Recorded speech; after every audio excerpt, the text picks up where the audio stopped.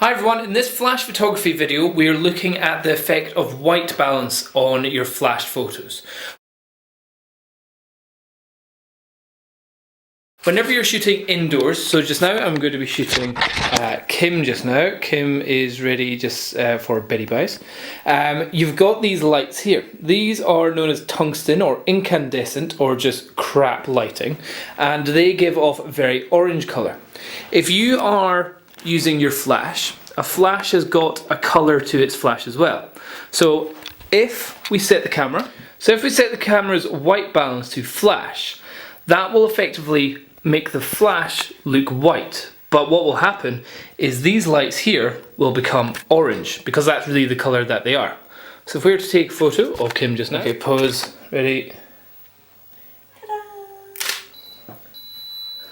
No. You'll see the light that's going around Kim, it looks like a naturally white light, and that's kind of exactly what you want to look like. But the lights behind her are really orange, which isn't really a great look. So having your flashes and your camera set on the flash white balance is absolutely fine. If you have it on the daytime flash balance, that's absolutely fine as well, because the Nikon SB900s are calibrated so that they're at the same white balance as normal daylight photography. So you can take it outside in the daytime, take shots of models, and you won't have to put coloured filtered gels in it or anything like that. There's another thing that people do, and that's called balancing the flash with ambient light. And you've got to balance it with colours. So, to get the flash to be the same colours as these lights in here, you obviously can't make these horrible orangey lights blue, or kind of more white like this. So you have to make the flash more orange. And by doing that, what you can get is this thing. It's a Roscoe Strobus kit. It's just a small little kit which has a whole bunch of these little gels in it, and it only costs about £7 or £8. Very, very cheap. Okay, in the kit you get a whole bunch of creative colours, but then you also get the white balance ones, which, like this one, is a CTO or a quarter CTO. You get stronger ones, which are half CTO, so a little bit stronger. And if we put this over the camera,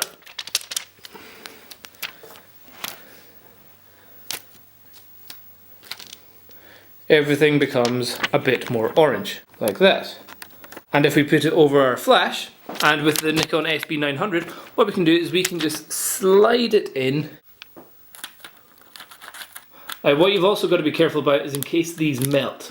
So what to do is sometimes make sure that you don't have it zoomed to its widest of 14mm, because if it's at 14mm, you'll see that the flash bit inside there is at its closest.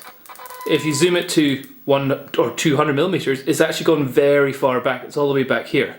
Zoom it right up to 14, right to the front. So what you want is maybe take it back to 24mm here, and then place that on with the gel.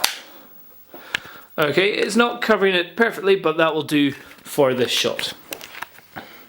Okay, Kim, ready? Ready.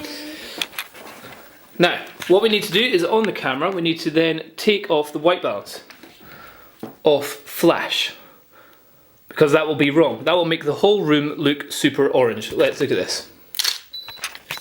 Okay, so you can see the place just looks like it's got this terrible tobacco stain all over it, which isn't really what you're wanting to look. So what you want to do is change white balance so it's at incandescent, or if you are using temperature, Kelvin, you want to maybe take it down to 3000. So we can just change it from flash to sunny to that kind of one, or that one, the light bulb one.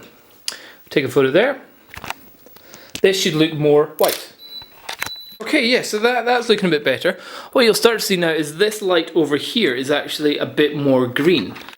And finally, if you're shooting in Kelvin, then if you're shooting indoors like this, you probably want it to be at a Kelvin temperature of somewhere around about 3,300 or maybe even 3,100.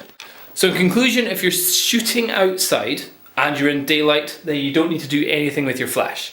If you're shooting indoors and you've cut out all these lights, then you still don't need to do anything with the flash, because the flash will be the correct white balance. But if you're trying to balance your flash with the natural lights which are in the location that you're shooting in, then that's when you need these little gels. And you might need more than one, you might need 2, maybe 3. It depends on how orange the lights are in the location that you're shooting. And you can get them really cheap as well. So I hope that helps. Cheers, bye bye.